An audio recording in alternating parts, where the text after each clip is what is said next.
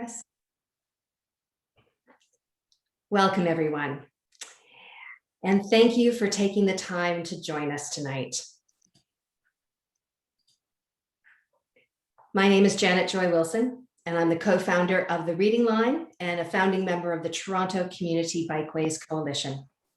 I'll be your MC tonight and try to ensure that we hear as many voices as possible. We acknowledge the land we ride our bicycles on is on the traditional territory of the Mississauga of New Credit, the Anishinaabe, the Haudenosaunee, and the Huron-Wendat. Today, the meeting place of Toronto is home to many Indigenous people from across Turtle Island, and we are grateful to live on this land. We are in the dish with one spoon territory, and we all eat out of the dish with one spoon. This means that we have to share the responsibility to ensure that the dish is never empty, which includes taking care of the land, the creatures we share it with, and each other. Toronto Community Bikeways Coalition is a community-based campaign group advocating for 100 kilometers of bikeways to mirror the busiest TTC subway and bus routes. It was formed in May 2020 by a group of volunteers who believe Torontonians require safe alternative transportation options, particularly during this unprecedented time as our society grapples with the COVID-19 pandemic and the climate emergency. The reason for the community meeting tonight is to educate and rally support for urging the City of Toronto to extend the Bloor Street bike lane westward now, along Bloor and neighboring Dundas Street to the East Mall, by improving the landscape, the streetscape, and making it safe for all road users by setting lower speed limits, narrowing motor lanes, adding greenery, and installing bicycle lanes. A redesigned Bloor and Dundas Street West allows the city to fulfill existing policies, including the Vision Zero Road Safety Plan, which prioritizes human life in transportation decision-making. Complete Streets, which aims for a balanced use of public space among travel modes. And Transform TO, which seeks to convert car trips into active modes to reduce emissions that damage our climate. In April, we sent a letter to the City of Toronto with dozens of signatories, ranging from resident associations, environmental groups, and businesses. We created a petition and then designed a postcard for distribution to 10,000 households from Runnymede to 6 Points. Tonight, we are hosting this community meeting, which is being recorded, with a half-hour presentations and then 1 hour of questions. So let's begin with some history from Albert Cole, founder of Bells on Bloor. Okay, thanks very much, Janet Joy. I should say you're getting a bit of feedback, it sounds like, on your mic. Oh, no. So I just wanted to alert you to that. Thank you. So good evening, everyone. We'll start our history on the Bloor Viaduct 30 years ago. And the reason we start there and then in 1991 is because the first section bike lane on Bloor was on the viaduct, and it was installed in 1991. And the reason that it was installed on the viaduct is it happened to be that Metro, which had authority over the road, was doing some road work, and the City of Toronto and its consultant convinced Metro that there would be no loss to motor traffic capacity by putting in a bike lane. And of course, there were huge benefits to people on bikes, given the danger of that road, the high motor speeds. So that happened in 1991. And in fact, the consultant was so convinced that it had worked and that it could work across the Bloor Danforth. You'll see the recommendation there. And it was for long-term installation, long-term meaning 1993. The study was to be finished by 1992, and you'll see at the bottom there, Bloor Street West and Danforth Avenue from city limit to a city limit. So at the time, of course, there was good motivation to be putting in bike lanes. In fact, in 1988, Toronto has one of the first ever global conferences on climate change. And they talked about things such as heat waves, wildfires, violent storms, flooding, and urged action. That's what they did in 1988. So we know that not much actually happened in terms of bike lanes, and there were arguments that were often used, and I call them assumptions that masqueraded for facts. One of them was, and the most common one, was that local business depended on curbside parking for their survival. Number two, that bike lanes were best when located where they make sense. And those are mythical places where they make sense, and that everyone gets around by car. So in fact, the consultant at that time in 1992 had recommended that there be a parking study to test this assumption that businesses depended on parking. Well, that study didn't happen until 17 years later. And in fact, it was done by the nonprofit group, Toronto Centre for Active Transportation. And what they determined significantly was that in their test area, the first test area in the annex, only 10% of people actually arrived by car, and that people who arrived on foot and by bike spent more monthly than people in cars. And in addition to that, merchants typically overestimated by significant amount how much of their business was coming by car. And in fact, one of the reasons that we subsequently found out why some merchants or many merchants overestimate the amount of business that comes from cars is because about half of merchants themselves drive to their shops and then often take the very spots that are intended for their patrons. And that amounts to hundreds of spots, even in a small area.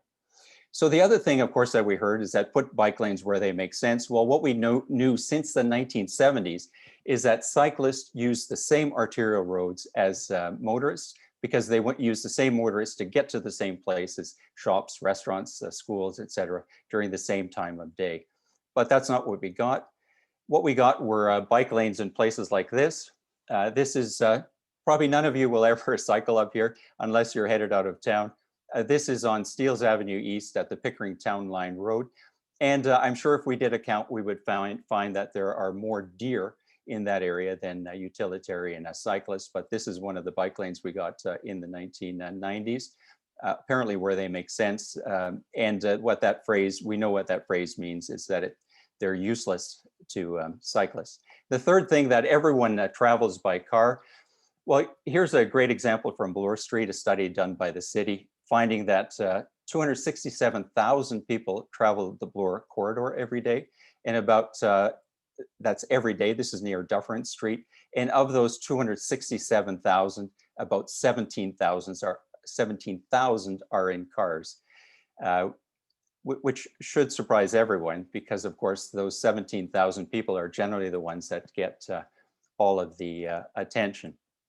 So having and in fact, the Minister of Transportation has similar numbers showing that in Toronto, this is not just for downtown. If you look at the bottom right-hand corner, city residents commuting to work or school, 55%, these are obviously pre-pandemic, 55% of people travel by walking, cycling, or transit. So whatever the city might have been like in earlier decades, it's clear that now most people walk, cycle, and take transit. And that, of course, is a trend that will become stronger and stronger as we move forward. So getting back to our history, Bloor, about a quarter century after the 1991 bike lanes on the Viaduct, Bloor got a bike lane made permanent in 2017. It was a pilot that had been installed previous year, and then was poked and prodded to the extent that the manager of the transportation unit said it was the most studied road project in her experience in North America that she was aware of. Well, that bike lane was hugely successful, not only for people who wanted to cycle, but it was hugely successful for the local community that strongly supported it. It also was very successful for pedestrians, because the studies showed that there were a lot fewer near misses with pedestrians. So it was safer for pedestrians. It was good for the local community. It was good for people who wanted to cycle. And one would have expected at that point that we'd get an extension east-west, which is what the Toronto Star was calling for here, an extension east-west very quickly. But we know that didn't happen. what did happen is that we got a global pandemic.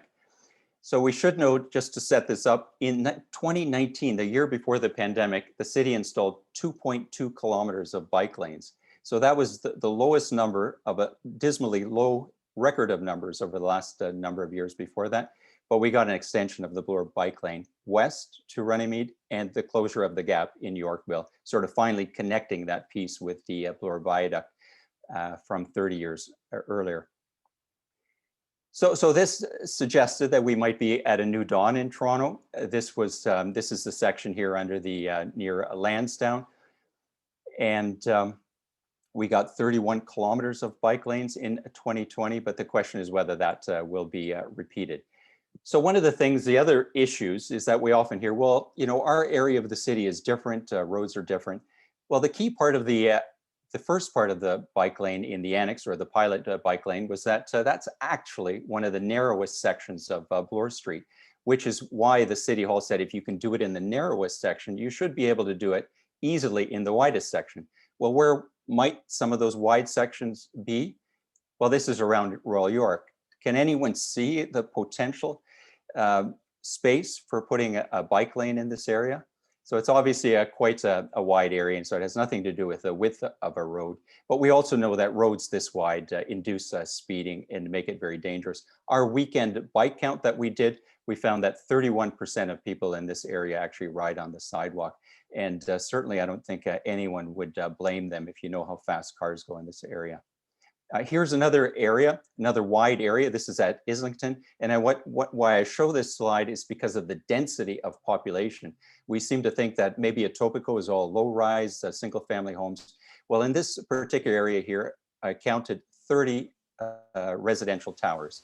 And as the South Etobicoke Cycling Group pointed out to me, if you go just a bit further to Kipling, there are dozens as well of residential towers, and a lot of planned towers as well to house thousands more people. Now, you remember 1988, the climate conference where they predicted things like heat wave? Well, this is a headline from today from the Daily Hive. We know what we want more of, and I don't need to repeat that to most of the people here, but generally we want more of the things like road safety, health and fitness, money in our pockets, safe access to local parks. That's a key point around Islington, where there is that population concentration, but no safe way by bike or walking to get to the parks. And that takes us to today, which is trying to get the working with local communities and community groups to extend the bike lane from its end at Runnymede all the way to the East Mall. There's a map there. The city's plan does include plan for the next 3 years, does include a bike lane to Royal York. We know from past experience that plans do not translate into action, and yet it would still leave orphaned the 6 points area bike lane, and of course this densely populated area around Kipling Station. So that's my presentation, and I'll turn it back over to Janet Joy. Thank you, Albert. That was 30 years in 6 minutes. Bravo. Let's hope the next 30 years can be condensed in, I don't know, whatever, 2 minutes, because it's just going to continue going forward. So moving on, it's my honor to introduce Gil Penalosa. He is ambassador of World Urban Parks, founder of 880 Cities, founder of Our Third Act Boulder, and a Parkdale High Park resident. The mic is yours, Gil. Thank you, Janet, and everyone. Good night. You mentioned that I'm the founder and chair of 880 Cities, but I'm here as a citizen and also as a resident of the area that is involved.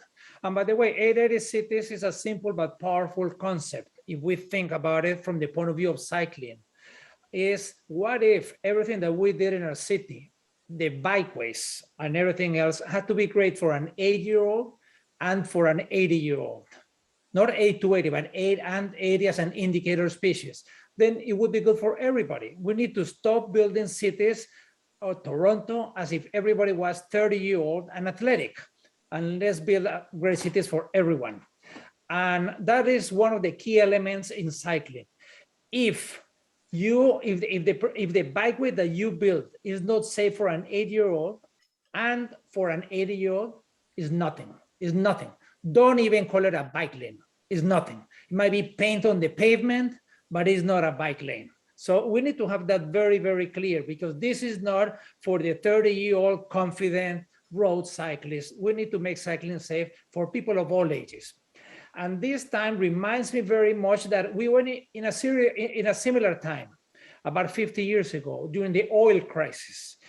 The car was taking over Denmark and the Netherlands and the world in the 50s, in the 60s, in the 70s. And then the oil crisis came. And people couldn't use their cars more than maybe one every other day. And people started to walk and bike. And many people riding bicycles where there was no infrastructure, like Copenhagen, like Amsterdam, like Berlin, were being killed, especially children. So every time anyone was killed, either walking or cycling, the next day at 5:30 p.m., there was huge demonstrations in front of City Hall. Maybe we should adopt that in Toronto. And then they forced the government. It wasn't because the Danish are inspired, or because they are blonde and blue eyes, or because those Vikings are different. No, it was because citizen activists, advocates, like everyone on this call, made huge demonstrations and forced the government. And it was around 5% bike share, and now it's at 41 citywide. 41, and they want to go to 50, and downtown is over 60% bike share. So that's how it happened. Now we just went through a similar crisis where there were fewer cars, and all over the world people took advantage. Many cities, not all, unfortunately, and they built corridors citywide, many north, south, east, west, interconnecting the city.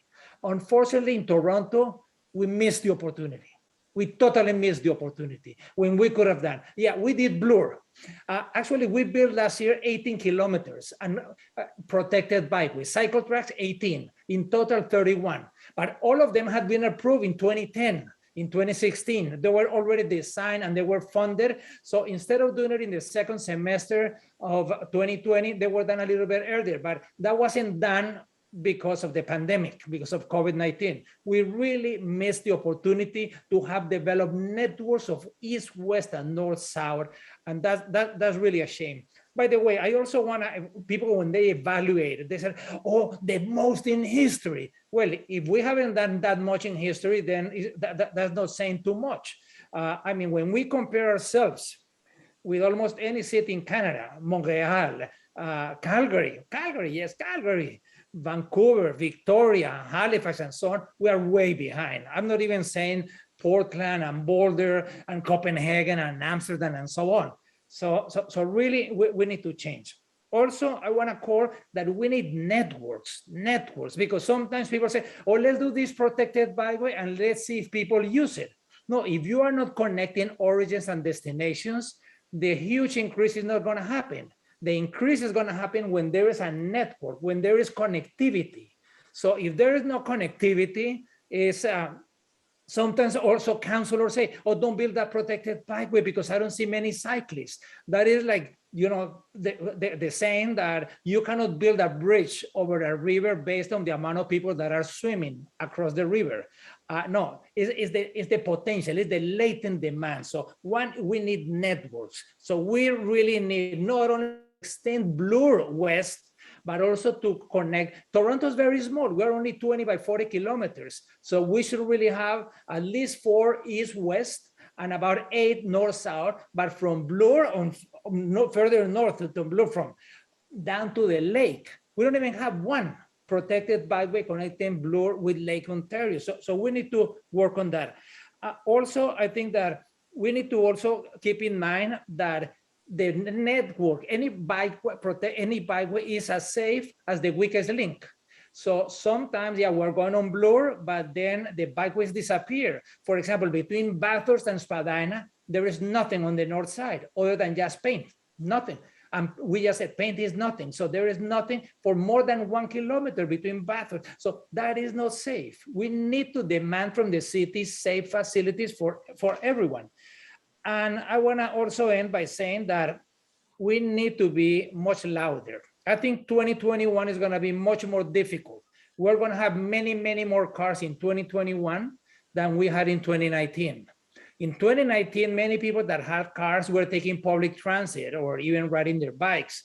They use their cars at night or for weekends. But now, since people are a little bit hesitant of public transit, they're going to be using their cars. So there might be more traffic jams, and there might be also louder voices on these issues. I mean, Albert just showed how we had over 267,000 moving on the Bloor corridor, and of those 267,000, only 17,000 were on cars.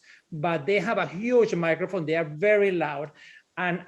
So I think we really have a very conservative mayor, extremely conservative. I mean, just think about it. Rob Ford, per year in government, Rob Ford built more protected bikeways than John Tory. John Tory has been there for 7 years during a crisis that was so easy, fantastic to have built a network. And also the city council. We have all of these professional politicians that they get reelected election after election because of name recognition, and they did not have, when they had the opportunity to vote ranked ballots, they don't have the guts to have ranked ballots. So we need citizens. We need citizens. The citizens, we need to be advocates. We need to be very loud and very clear. This is about economic development. This is about mental and physical health. This is about climate change. I mean, we talk about climate change. Whatever we do or don't do in this decade, 2020, 2030, is going to define our future. So I just want to end by saying this is not a technical issue. I mean, we have shown, the city has shown, there are city staff who know how to do it. They showed us last year that they know how to do it. So it's not a technical thing. Also, it's not a financial issue. Imagine the gardener, moving the gardener is gonna cost $600 per every man, woman, and child in Toronto. $600. There's still time to switch. The moving of the gardener is to a boulevard with protected bikeways and wide sidewalks and trees, and we would save $1 billion.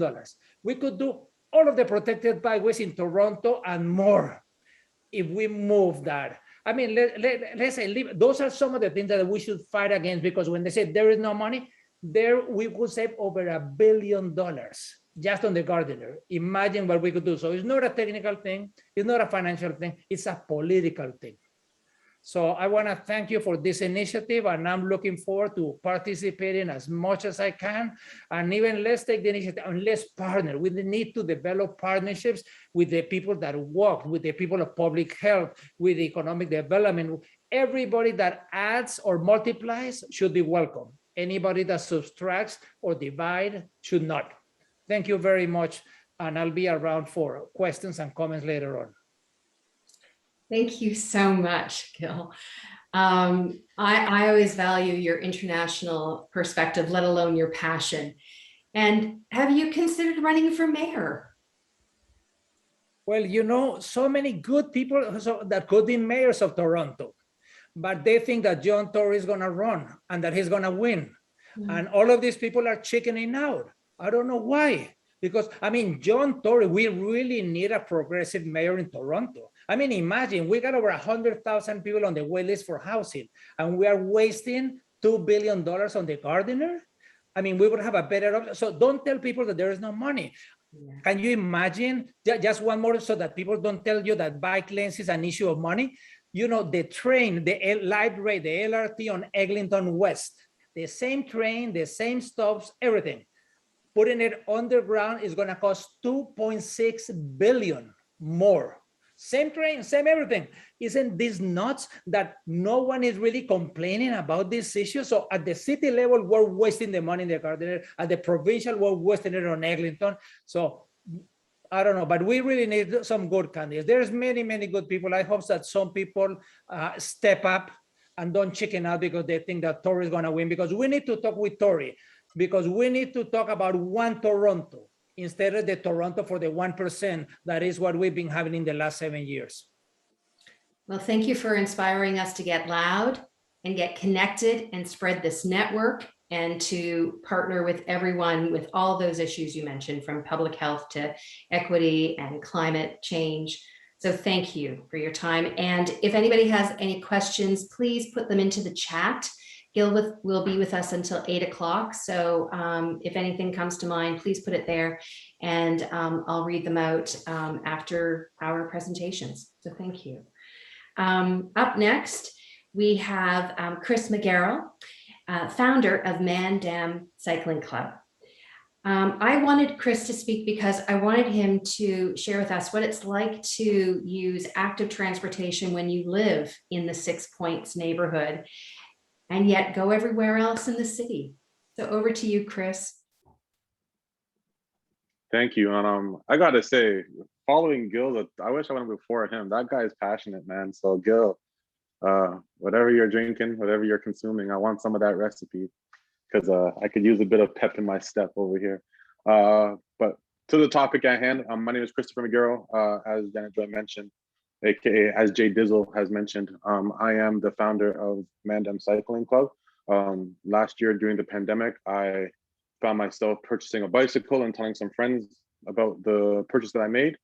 And next thing you know, I'm leading a whole community movement, hosting cycling events throughout the city.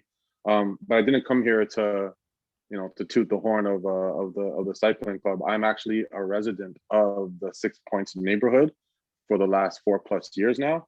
And for the last year, or this will be the second year, I've been in this neighborhood as a cyclist.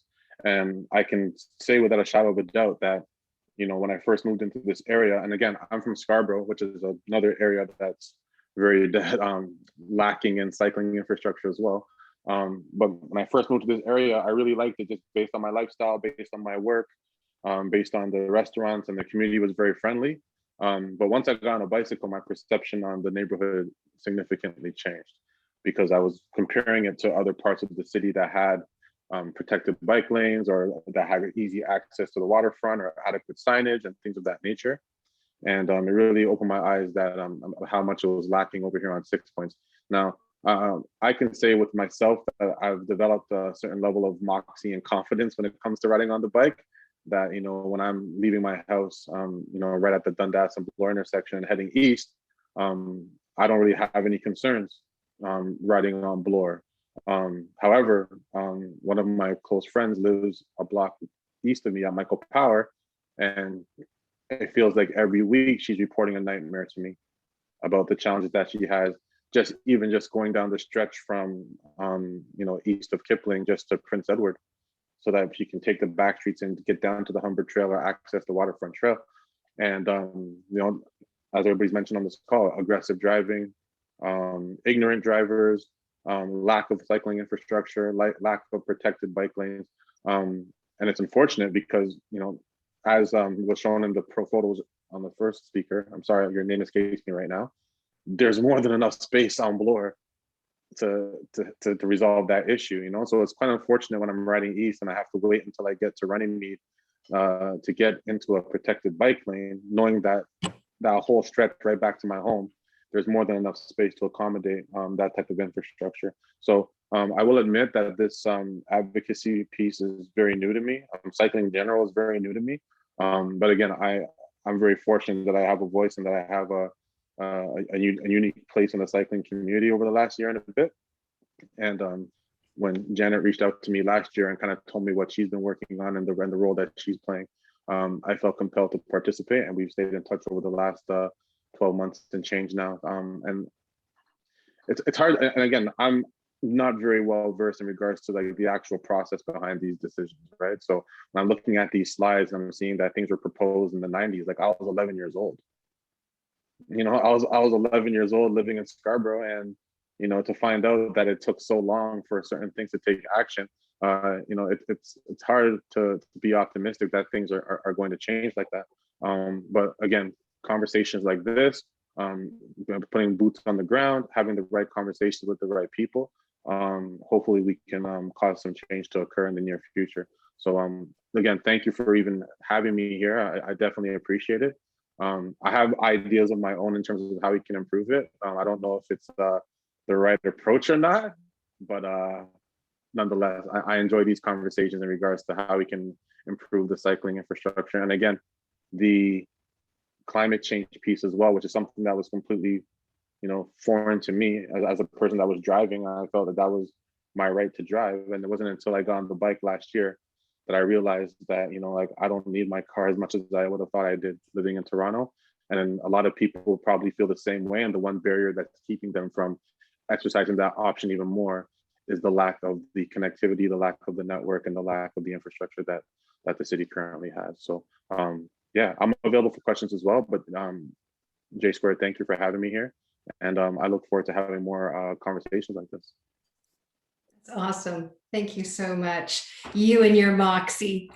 I'm gonna channel Chris Moxie whenever I'm in those situations on Bloor or otherwise. So great word. Thank you. Next, we're going to go to Bloor West Village and the Bloor West Residents Association, who is an early supporter of bicycle lanes extending west from Runnymede. And Robin Calda will be speaking on their behalf. Hello. I live right near Runnymede and Bloor. And part of what makes Bloor West Village such a nice place to live is our section of Bloor Street with its really lively, friendly feel and our collection of great shops and restaurants. Continuing the bike lane west from Runnymede would make it even more vibrant and welcoming for people on bikes or on foot, whether they're headed further east or west, or for people enjoying their time right here in Bloor West Village. Of course, as we heard from Albert, there's also the safety issue. When there's a bike lane, not only is it safer for cyclists, but fewer people ride on the sidewalk, so there would be that benefit for the neighborhood as well. And I'd like my daughter to be able to ride out to see her friends further west of us without having to take a circuitous back route to stay safe. And a bike lane all the way to 6 Points and beyond would be a terrific improvement. So that's it for me. Thank you, Robin. We're now going to go to 2 video messages. And I'm going to pull these up. The first is from Paul Taylor, who is a resident of Roncesvalles Village, a leader, activist, educator, along with executive director at Food Share Toronto. And he wanted to be here tonight. And you'll find out why he wanted to be there, because he's such a supporter of protected and safe bikeways in Toronto. But he wasn't able to, so instead he sent this video message. Here we go. Hi there, I'm Paul Taylor and I live in Roncesvalles Village, and I love my bicycle. In fact, you likely have seen me zipping around the neighborhood, zipping around the city. I'm hard to miss. I've got a yellow milk crate on the back of my bike. I don't know what I would do without that milk crate. It makes picking up all of the things that I find on my journeys, on my cycling travels, it makes it that much easier.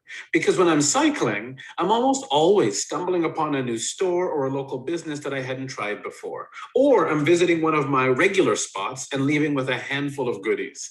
Thank goodness for that yellow milk crate. It always seems to do the job. I hope you have one just like it. You know, while I love my bike and I love that yellow milk crate, there's something that I love even more, and that's safe places to cycle. I think about that every time I jump on my bike. I'm sure we all do. So I'm here to voice my support and to thank all of those that have been involved in advocating for extending our bikeways. As much as I might like it to happen right now, I know this stuff doesn't happen overnight.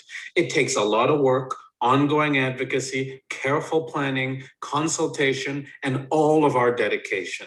So I want to just take a moment to thank you for the great work that you've done, the great work that you're doing, and for the great work that I know you'll continue to do. We need safe cycling infrastructure now more than ever before. We are in the middle of an emergency. There's no doubt about it. This is a climate emergency, an emergency that requires us to be bold about what's possible and how we work together to tackle it. We must do what the science dictates. So I feel making it easier and safer for people to choose cycling will help us reduce GHG emissions. We have to seize this opportunity before us, this opportunity to lead. It's time to move forward on converting Bloor and Dundas Streets to safe, inviting roads that support healthy neighborhoods, vibrant commercial areas, and opportunities for active transportation. We belong on Bloor. Thank you. Hi there, I'm Paul Taylor and I live in Ron. I just want to double check.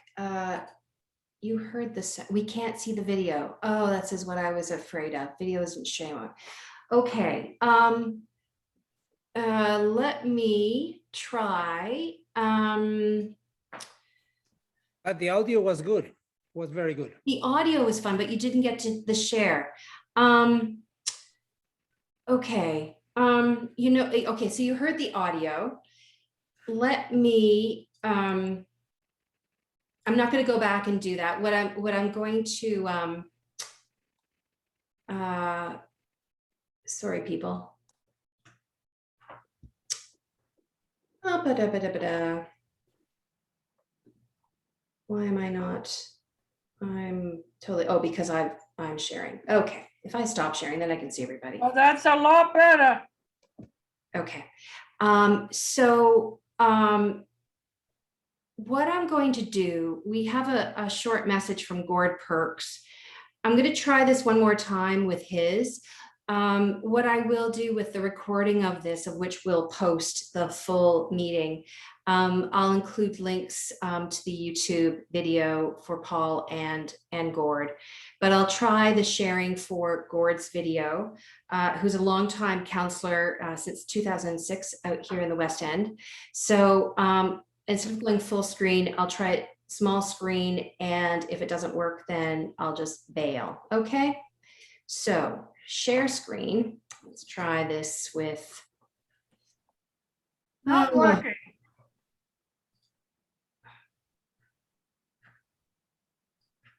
It's Not just your working. desktop showing It's- 736. You're not, okay, so Gord's Go back to video- where you were before. yes. So I am going Leave to, it like that. okay, please, yes. I again will do as I said, which was to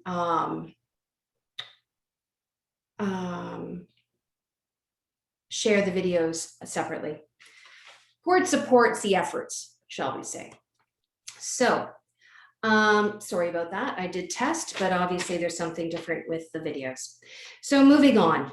I wanted to let everybody know that we did indeed invite Councillor Grimes, whose ward ranges from Humber River to west until the including 6 points.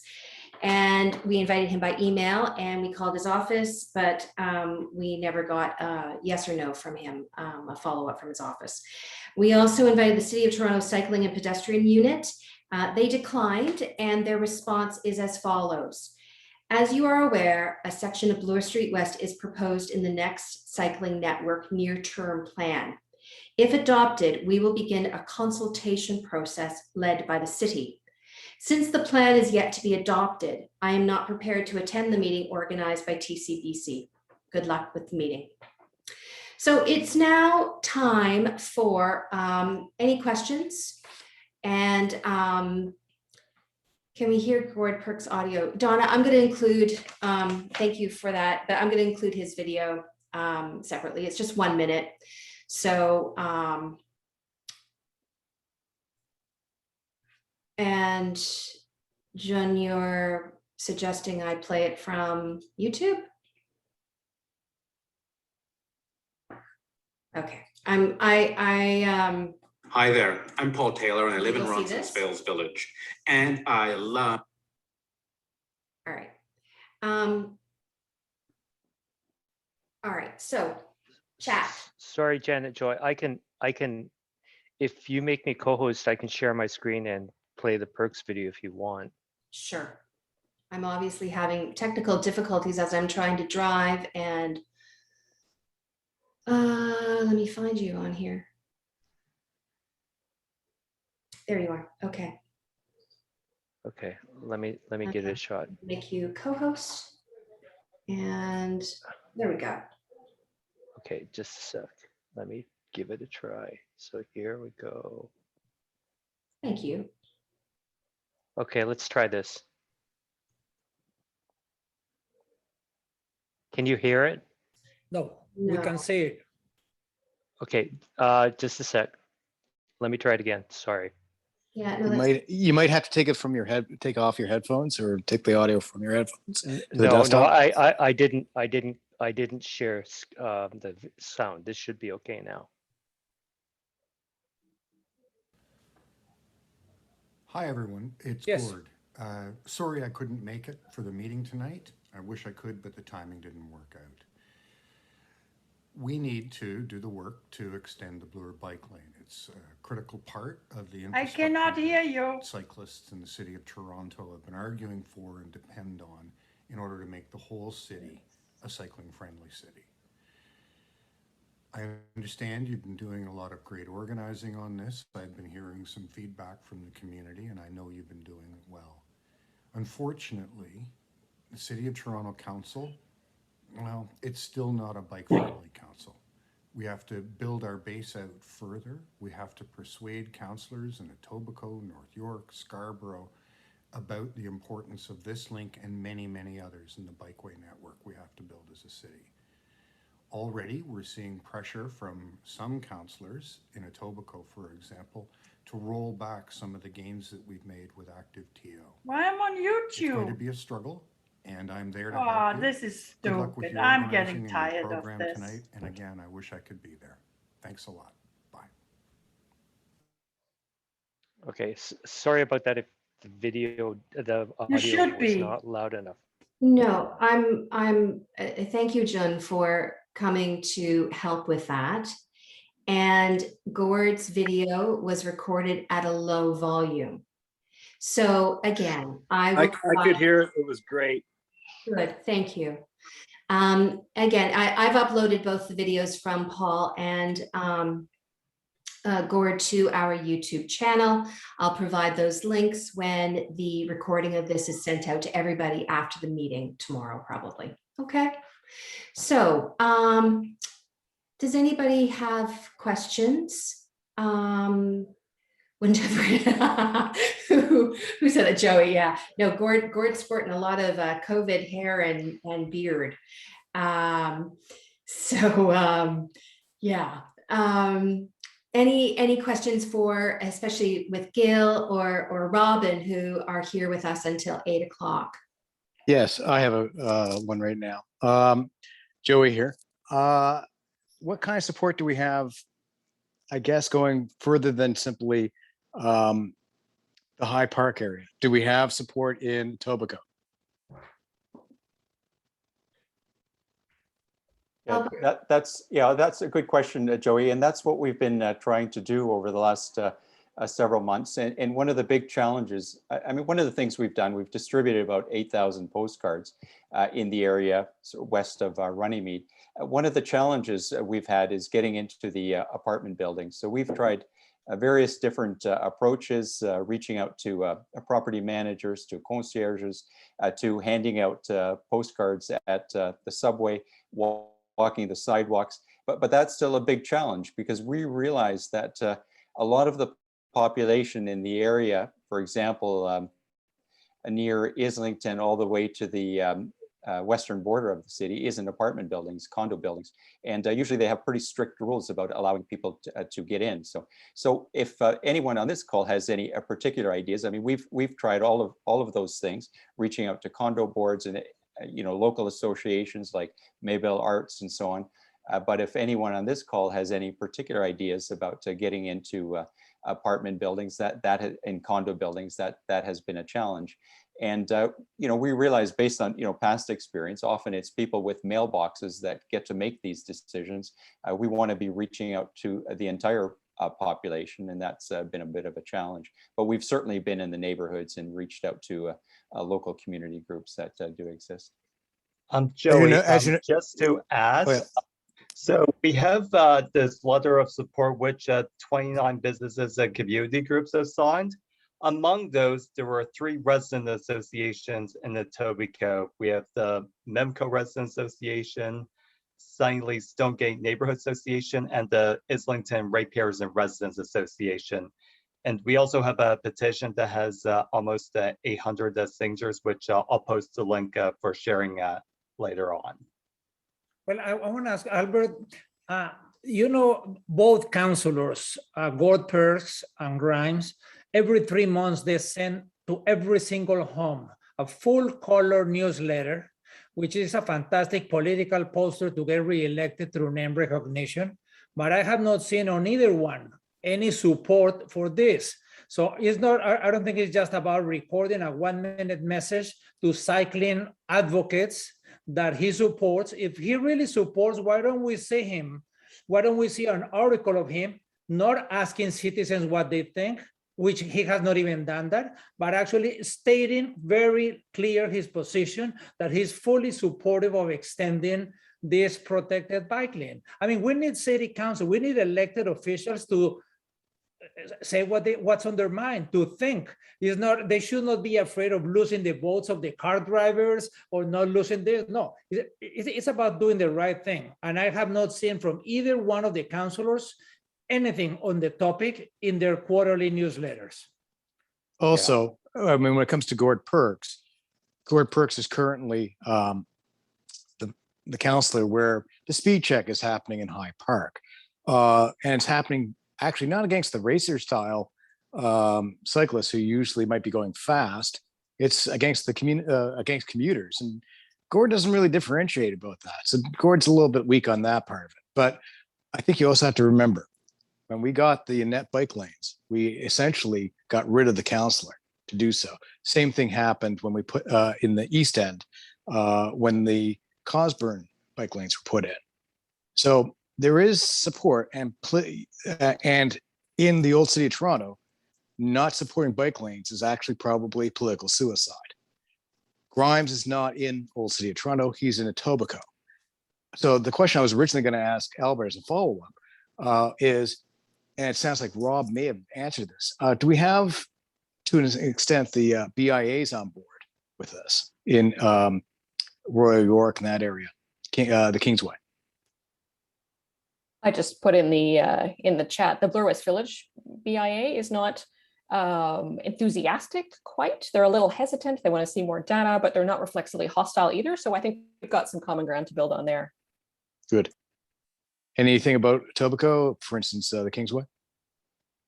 Pretty sure that's the one that was against it, saying that it wasn't their tradition. They wanted to maintain the historical aspect of the community. I pointed out to him that people have been cycling to the Humber River since the 1890s, before we had any cars in the city. So that part of the history was new to the person. But I mean, in terms of the councillors, I mean, our strategy has always been to build the community support first, and then go to them and show that we've got community support behind us. I can tell you, yeah, we asked the councillors to mention this in our newsletter, and the fact that Councillor Grimes didn't even respond to our invitation to attend the meeting means that he's not yet feeling the kind of pressure that we need to exert. But someone like Gord Perks, we do need him to come out and not just say, as he has, that the Etobicoke and other councillors are, opposed, but that he is championing this project because it's a key part in his riding. And one last follow-up on that. So since today's the 5th year anniversary of the Bloor bike lanes actually going in, a lot of that had to do with your advocacy from basically 2010 onwards, getting the support of the BIAs, in particular getting, the Annex BIA and the Residents Association on board. So it seems like you're partially there anyways. You've got the Residents Associations on board, which is great. And that's much better than I thought was possible. But it sounds like we don't have a lot of support from the active transportation unit at the city, or in transportation services, the biking unit. By not attending this sounded kind of weird. I mean, I'm with the city. I'm a cam bike. I teach how to ride on roads like that road at Steeles. I use it all the time to go up to Pantanguishing and so forth. But I'm a rarity. I don't need that particular piece of infrastructure because it's a country road with almost no car traffic on it. But again, we need to have, I think, some of those folks from planning in some of these kinds of meetings, and that's not sounding like they're terribly supportive. What's your view on that? Well, my interpretation of their answer was that it was a bureaucratic response. simply because no decision had been made by the city. That's how I read their response. But in terms of the, yeah, so that's my answer on that. In terms of the BIAs, well, I should say the BIAs, we never had any BIAs on support until the studies were completed. But the residents associations, you know, that's been a real positive that we've got some of them on board.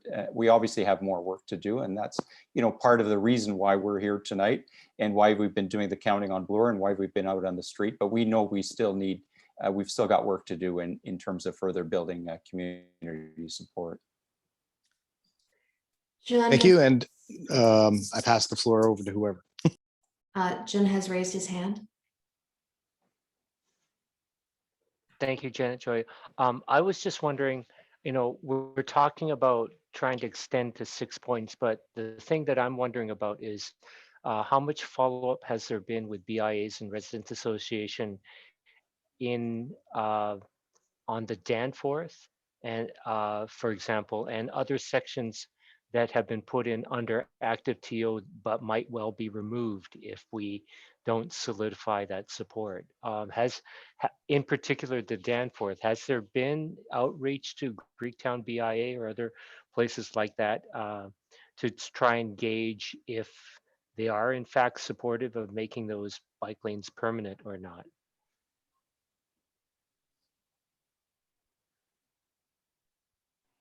Sorry, is there someone you were directing that question to, Arjun?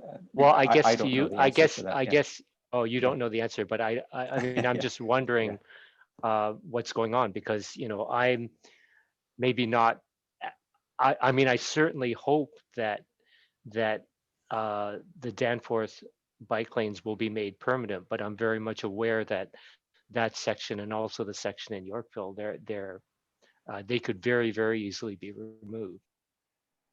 Yeah, one comment I would make, Arjun, because I'm not, you know, I haven't been active in the Danforth campaign, but I would say that there has been a sea change in terms of the attitude of BIAs and in the attitude of politicians towards BIAs. It used to be when the BIA said, we don't want a bike lane, there would be no bike lane. So we started seeing movement on that in the annex where the BIA was at least neutral. They said they wanted to see the pilot project and then they would decide. The Koreatown stayed neutral. Now what we're seeing is that when the bike lane on Bloor was removed for construction east of Spadina, it was the BIA chair who said he was dismayed that they weren't maintaining the bike lane during the construction period. That was a big change.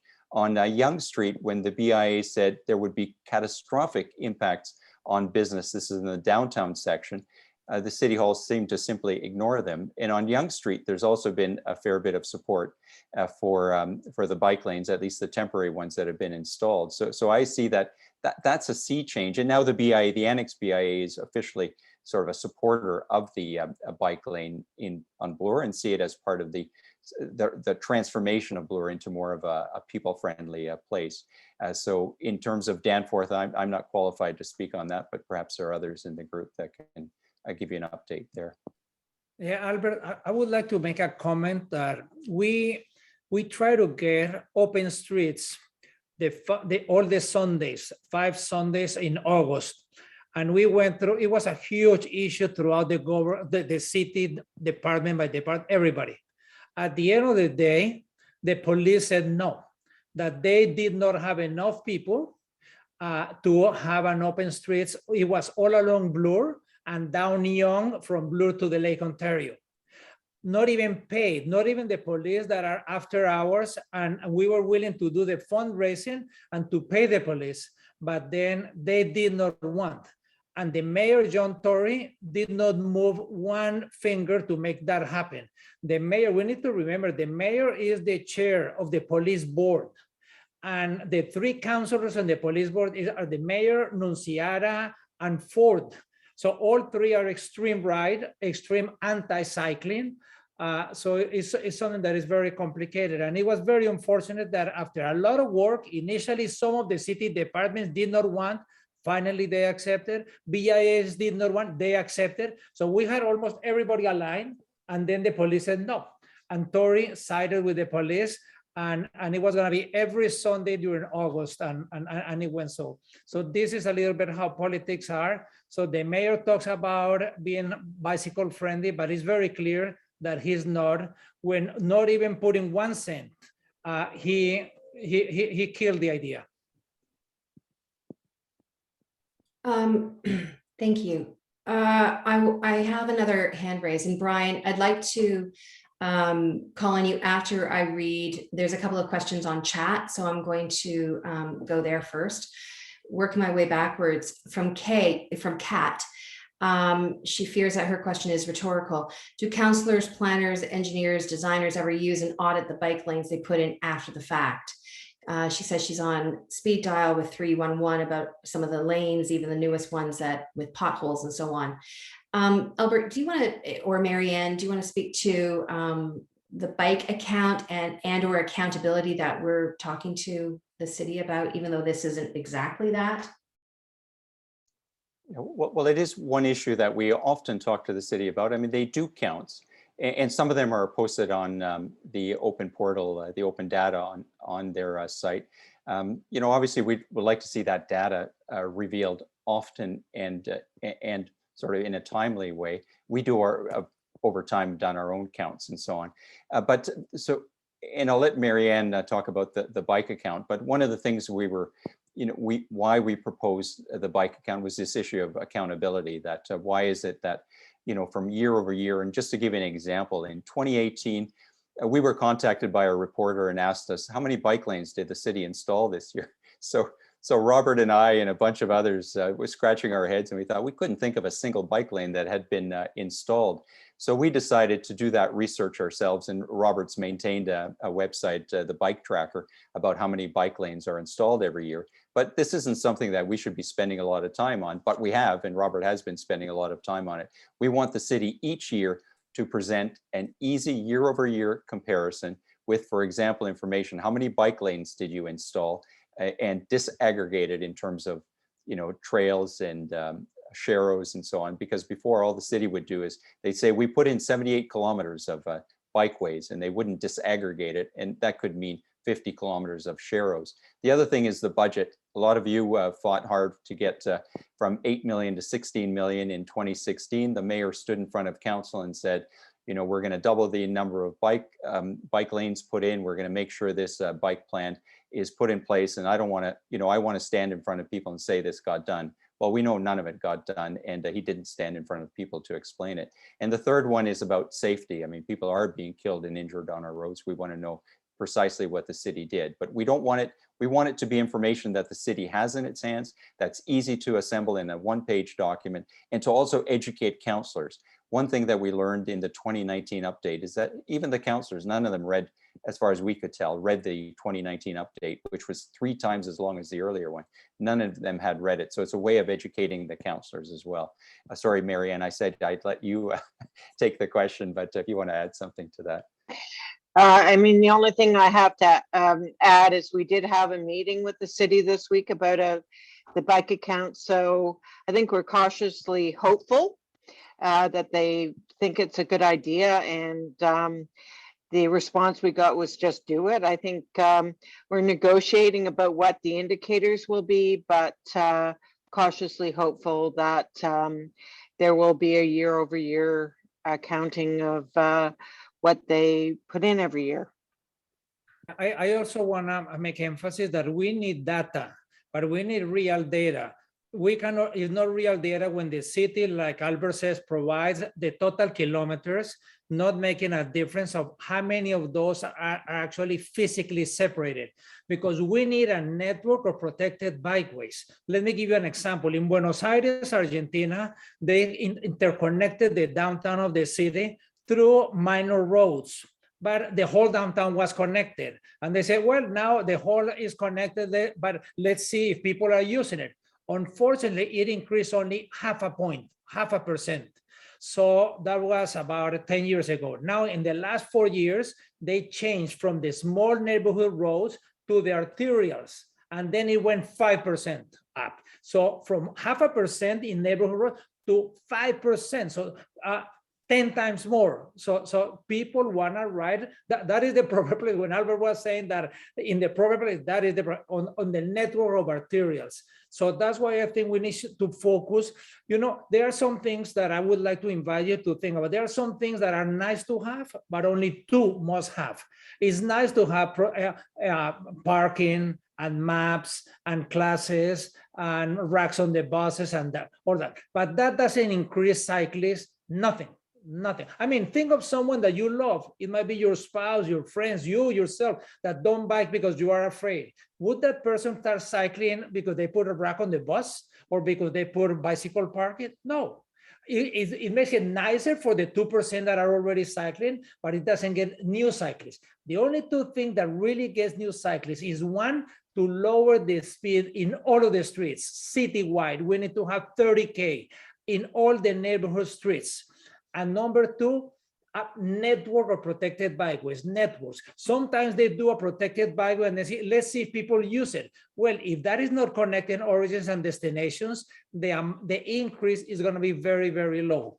And the last point that I wanted to make is on the issue of data with regard to injuries. You know, in 2019, we were having a person walking hit by a person driving every 3.5 hours and a person cyclist every 7.5 hours. So actually it was much more the cyclist because it's a lot fewer within only two, everybody walks, but only about 2 or 3% bike and every 7.5 hours. So what did the city do? They stopped showing the data. And this is, when I say 7.5 hours, is reported to the police. So there are many, many more because sometimes you might be hit. I was hit by the mirror of a truck, but I didn't want to wait an hour. So it was not reported to the police. No, reported to the police every 7.5 hours. So the city, what they did is they came out with this ridiculous thing, KSIs. So it sounds cute. Killed or severely injured. How many KSIs? So they don't report the accidents. I was hit by a mirror about 4 years ago. Still now I ride every single day of the year. When I hear a truck coming by, I think of that mirror. So you are still affected. Why is it that we don't have transparency? I'm not saying to have the number, who's at fault. No, it's not who's at fault, but what is reported to the police. It should be almost online, a live data. We should know up till today, how many people riding bicycles have been hit by people driving cars. We're not saying who's at fault. It's just the incident was reported to the police. But then when it's only killed or severely injured, then the number is a lot smaller. So it's not in the thousands, but it's in the dozens. Maybe it's going to be 30, it's going to be 50, instead of it's going to be 1,200 or 1,500. So we need to demand from the city to know exactly how many people have been on an incident live in order Bring to it back to Albert. Can I just find out, when you were talking about the statistics, are they still counting each side of a road if they put a bike lane in as part of the kilometer count, or is it now back to where if it's on one road, that's the kilometer? Albert? Good question, Joey. Yeah, we talked to the city about that, and we know that the new manager, she's pushing for there to be center lines. And just for those who don't understand, like a 1 kilometer road, what the city would say, okay, 1 kilometer road, there's a bike lane on one side and there's a bike lane on the other side. That's 2 kilometers. So that was always confusing when we did comparisons to other cities. And the city is now sort of realizing that what we call double counting will become single counting. So that's your question, Joey. And I should say very quickly, like in terms of the data stuff, we've over a long period of time done our own counts. I mean, the city historically, they were lethargic in terms of counting. They're now, I'd say, mediocre in terms of counting. So they've made some progress, but we've done our own counts often. It takes a huge amount of effort. Over the past weekend, we had 35 volunteers counting at 4 locations, Bay, Runnymede, Royal York, and Islington. And we counted not only people cycling on the road or in the bike lane where it did exist, but also cyclists on the sidewalk. And that's where we found that at Royal York and at Islington, there was 30% of people cycle on the sidewalk. Now, if you ride your bike in that area, except maybe Chris, who's, you know, a confident rider, and that's how it works, right? Confident riders feel okay, but we don't want just confident riders on the road. We want people who are, like Gil would say, we want kids, we want the elderly, we want novice riders, we want newcomers to Canada. We want to grow cycling. So the long and short of it is, counts take a long time. It takes a lot of effort, but they're really useful to do, because those numbers, we didn't have those numbers. And a lot of people will say the data is really important, and that's what we've tried to do. I'll turn it back over to you, Jen. Joy. Thank you. And great questions, everybody. Thank you very much. I want to let Brian speak because he's got his hand up. So if, there you are. Hi, everyone. Thanks for the panel. And it was good to meet the Etobicoke resident on the panel. I hope we can meet sometime in person at Islington. There are across the city 25 more or less volunteers like me who have been designated neighborhood climate action champions.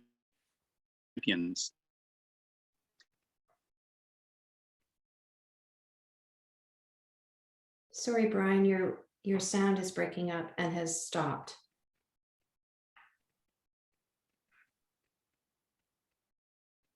Can you still hear me? Right. Yeah, I can hear you, but I won't persist. I'll talk to Albert. Okay, I'm sorry. That's too bad. Technology is not always our friend. No, Brian did, because Brian and I were counting at Islington. He did mention that there are climate champions in each ward, and he's going to put that up, and there are opportunities to do certain actions in each of these communities. So that might be an opportunity, for example. I'm thinking, and I will follow up with Brian, how we might reach out to the many residential towers in the Islington area, and we'll follow up directly on that. That's great. And Brian, is there a link that you could add to the chat for everybody of what your poster that you held up? Is there a link to the work you're doing? Okay, great. Thank you. I also wanted to respond to scrolling back in chat a while, just to let the individual who has a couple of questions about the hazards of the old tracks on Queen West. This meeting is about Bloor Street. This campaign is about We Belong on Bloor, extending from Runnymede all the way to the East Mall. There are so many, as we all know, issues throughout this city and places, as Gil has mentioned, about the connectivity and the network. So thank you for bringing that up, but we won't go into any talk about that, because again, our working committee, our small working committee, of which we're all volunteers with the Toronto Community Bikeways Coalition, the focus of this community meeting is for the Bloor Street extension. So I'd like to keep it focused on that. So I'm glad you're here, but we'll do a We Belong on Queen campaign in the future. Janet, yes. Yes, I'm gonna have to leave, but before I do, I want to thank you and Albert and everyone for such amazing effort that you guys do with the community on behalf of everyone. And I think that there were two questions about why do we even need police on open streets? And this is about Bloor, because part of it was going to be Bloor and Yonge. You are right, there shouldn't be police. Ottawa has 35 kilometers of open streets from Victoria Day to Labor Day in September. They have two police.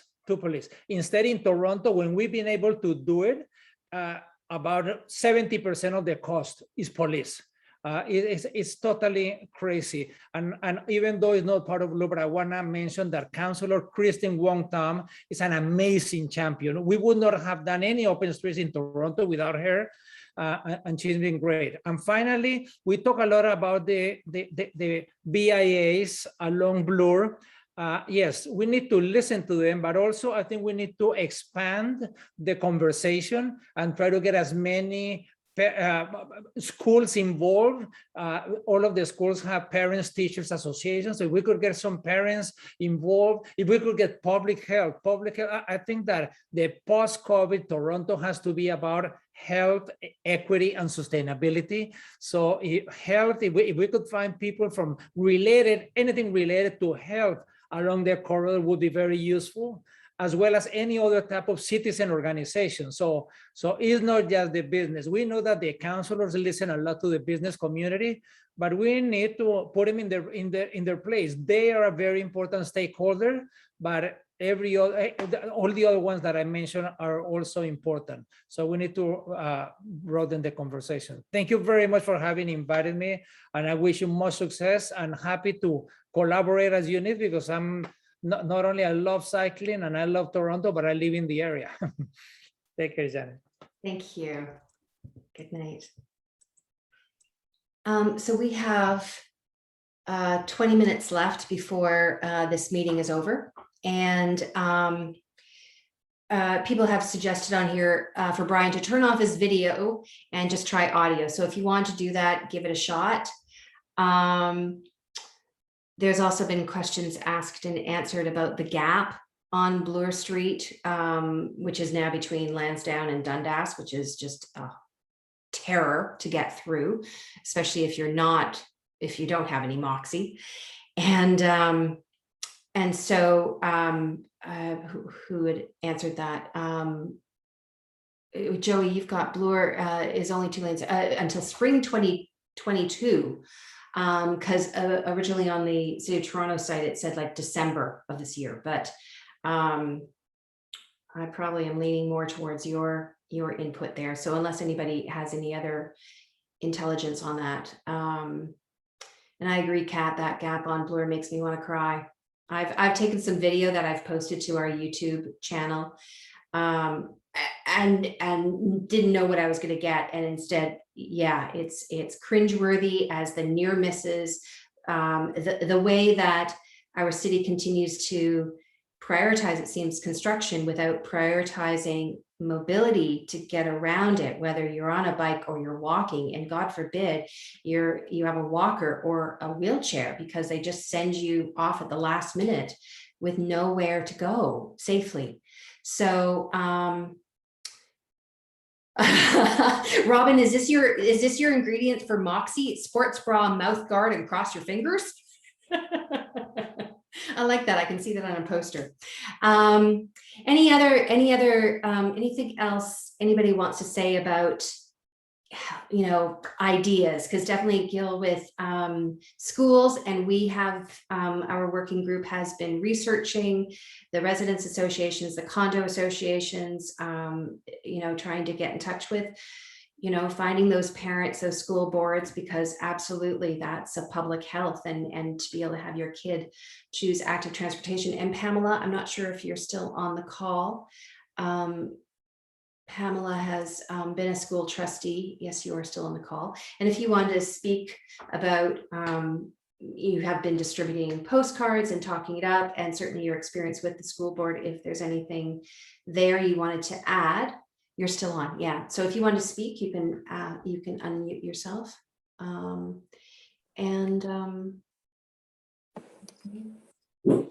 Yes. Thank you. Yeah. Can you hear me? So yes, I mean, I've been part of the group, as you know, for probably about 6 months now, Janet Joy. And I would say sort of halfway between an advisory board kind of person and an active participant, in that I don't have as much time as I'd like to do a lot of the door-to-door work, but I'm very much on your side, and my heart is really with this issue. I live just around the corner myself from Bloor and Royal York, Prince Edward, that general neighborhood. And there, I think, is much more that we can do, that we need to do to make the population in the area more aware of this particular issue and the number of people that potentially will be behind it. So I think we just have to continue doing what we're doing, which is reaching out with the flyers and with the petition, having more evenings like this, inviting everyone on tonight's call to invite, many others for the next time we have another online meeting, using our networks. I mean, we all have a lot of networks. It's obviously we should be working to get the business associations and the residents associations, many of them in the Kingsway area have declined to respond to our overtures. But I think with more time, with more gentle pressure, with more good data showing the number of people who would be riding on Bloor if it was safe, I think that they will be coming around to the issue. I think the time is now, with the pandemic still being very much active and all of us being affected by it. But there's so much talk now of building back better. When the pandemic eventually does dissolve, when things eventually do go back to normal, we want things to be better than they were before. And I think that the bike lanes on Bloor are a very definite way that we can make that happen. Political pressure has to be exerted on the councillors, and that needs to happen during the election, which will take place next year. So that's just about all I had to say, but my heart is really with this issue, as you know. That's great, thank you. I think your reminder for all of us to look at who's in our network, because we're talking about the West End, and I think it's really interesting that we had a question about Destination Danforth, because as the coalition has been working on, this isn't our only campaign. This is not our only amplification of communities. We have worked and supported York Southweston, North York, Scarborough, and I think everybody from all points of Toronto should be on this call, because I live West End, but I go to Pape and Danforth. I live West End, but I go to Scarborough for the Indian restaurant on Kennedy Road. I live here, but I have friends in York South. Like we need, as everybody is on the same page, right? We need a connected, safe, protected network. And so even though this campaign is for the West End, it affects everyone. And so our network, we may not know that school, on Resurrection Road at Bloor Street, but other teachers don't necessarily, live and work there. They may live, on the Danforth and work out there or somewhere else. And, people know each other. People know people. So I think that's a really great reminder that we need to do that, especially since we haven't been able to come together and do the traditional ways of aligning and rallying support. And so, sticking postcards into mailboxes and giving them to concierges is as close as contact as we've been able to do for the last 2 months. And Jay, thank you. We do the best we can, right? We have shared on social media this community event. We have our website. We have been doing these postcards. So you are now, Jay Brown, this conduit to all the other Etobicoke cyclists, and everybody on this call is a conduit to all your networks wherever you are in the GTA. So unless somebody else has a burning question or, and here is Brian's link. Thank you very much, Brian. There's so much in here. Please, people, either, he's got his contact, Etobicoke Community Futures @gmail.com. Please take a look in the chat, copy and paste this if you want to have it right now. I do have, I will have a record of all the chat information. So if somebody missed something, I will have that text. A hand has just gone up. Oh, Pam, you want to speak again? Sure. Yeah, thanks, Janet Joy. So I guess my question would be, how can we build on, tonight's momentum? And for example, Jay, who I invited this afternoon, thank you very much for joining, Jay. Jay is interested in bringing in some of his own network of cyclists in the next meeting. So do we have an idea as to what our next steps are going to be? Will there be another meeting to follow up? What about people who would like to be part of the group but have just found out about it? What are the plans for expanding the network, so to speak? Yeah, well, that's exactly one of the reasons that we're having this meeting, is to reach out to people that otherwise we haven't been able to connect with. So that's why we have this. One of the reasons to have this meeting. It's we've distributed postcards. We've done the initiative trying to reach out to. Well, we have some residents associations on board and so on, but I mean, there's no limit to how far who we'd want to draw in. Schools have been, in summertime is a bit more of a challenge, but certainly schools and school trustees. I mean, there's no limit to how big the alliance can be. So to have people on this call tonight that we can follow up with, that's fantastic, and that's part of the reason of having such a public meeting.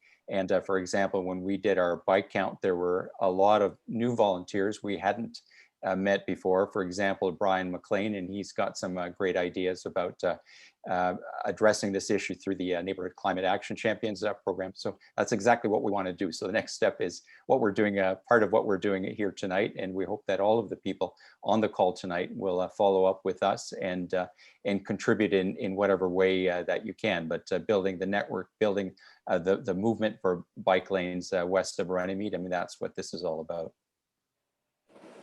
And Robert? Yeah, I've add on to that. So the bike plan update, which Albert mentioned, does include the possibility of extending Bloor to Royal York and then a further site to 6 Points. It's expected to come to the Infrastructure and Environment Committee and City Council this fall. So when that item comes up, we'll share it on our social media channels to encourage everyone to contact the committee, contact their counselors, so that they ensure that that part of Bloor does make it. However, one part that is not part of the plan is on Dundas between 6 Points and the East Mall. But for that, Metrolinx has this project called the Dundas BRT, which I recommend all of you here to sign up for updates as more consultations come up. I'm sending it like now. Thank you. Jay's got a question. Well, it's more just a comment in that I imagine some of you would know there is a paint protected bike lane along the stretch of Dundas west of Kipling over to East Mall, but I wouldn't want to ride in it. It's fine. I ride it all the time, and it's not just paint. It's actually grade separated. Well, for a block, yes. Yeah. Yeah, but I mean, it's a bike lane that goes nowhere because there's no other infrastructure beyond it. But well, for the as I section say, that there's paint bike lane over to East Mall from where that ends. Because I drove along there today. I didn't ride my bike. Well, yeah, the East Mall. I mean, I use that, and I also use Bloor quite often too. And Sure. both Bloor and Dundas in that limited section of 6 Points has bike infrastructure, but it's not connected to anything. Yeah. Okay. Yeah, I mean, the point is, we don't want to be doing this for the rest of our lives. I mean, I've been at this since 2007. Others have been doing it longer. I mean, another 15 years. I mean, that's getting in dicey territory. So, we want to get this done now. I mean, this is Bloor Danforth has always been the key to sort of opening the potential, and it's the key to a real cycling network. And in fact, when Mike Layton spoke at the recent Young event, he said, yeah, I mean, Bloor Danforth were the keys. Once that's in place, then everything else should flow more easily. Like, we're hoping that the next 15 years is not as tough as the last 15 years. And we don't have another 15 years. I mean, if we're going to deal with climate change, I mean, this is a fight that, involves really, has some pretty dire consequences. We don't have 15 years. I mean, we're out of time. So these things have to start happening a lot faster than they are now. And we have to start pushing a lot harder. I mean, Gil's words are apropos, but all of us have to do much more. I mean, this is a fight that involves all of us and it implicates all of us in its consequences. So the speed has to be a lot faster. And we need the people who claim to be champions on City Hall for cycling and active transportation infrastructure to actually be champions and to work with us, but to push the envelope a bit and not wait for everyone to come along and be in agreement with them. Okay, I feel full. Anybody else full? The call to action, I think there are so many calls to action, and if there's one first step you can do as per our postcard is write councillors Perks and Grimes and Mayor Tory and inundate that inbox. And it's like going back to the network. Use your network, share, write up your email to them and share that email with your friends and contacts and colleagues and say, here, make it easy. Just, send this off, sign your name, maybe add a little bit about, I'd love to ride to the bakery in the Kingsway, but I'd like to arrive alive and I don't believe I would. So that's an easy call to action, and we can make it easy for our friends and colleagues if we create a template and share it. So you tell two friends, they tell two friends. Get loud, get loud. We don't, as Albert just said, we don't have time. This is a crisis, a climate crisis. We do not have time to lower emissions. We do not have time to continue seeing 2, 6, 10 kilometers installed in this city. Active transportation has to be safe, protected, connected all throughout this city for people to get out of their cars and to do those 5-kilometer trips to the shopping mall to their local store, which is good for the economy. So I wanted to finish with just a couple of sentences, and that is to say, again, that we are a volunteer group. We started back in May of 2020, and we are amplifying community voices. And if you're interested in more information from what we've started tonight, not just about We Belong on Bloor, but the other efforts that we're endeavoring to support, check out our website, sign up for our quarterly e-newsletter. And if you're moved to support our efforts, because we're not member driven, there's no fees, there's no, this is all volunteer, we accept donations because postcards don't get printed for free. So we would like to continue to be able to engage the community in ways that, we're going to have to think of different ways in the future. So that's my plea. If I had a hat, I would pass around the hat. But thank you very much, everyone, for taking time tonight, attending yet another Zoom meeting, even though it's frustrating, I know, whether it's sound or video. So I appreciate your patience. And I'm going to call this the end of the meeting and wish you all a good night. Thank you. Have a great night. Thank you. Yeah, thanks, Jen. Enjoy it. Thanks. Thanks, everyone. Thanks, everyone. Thanks.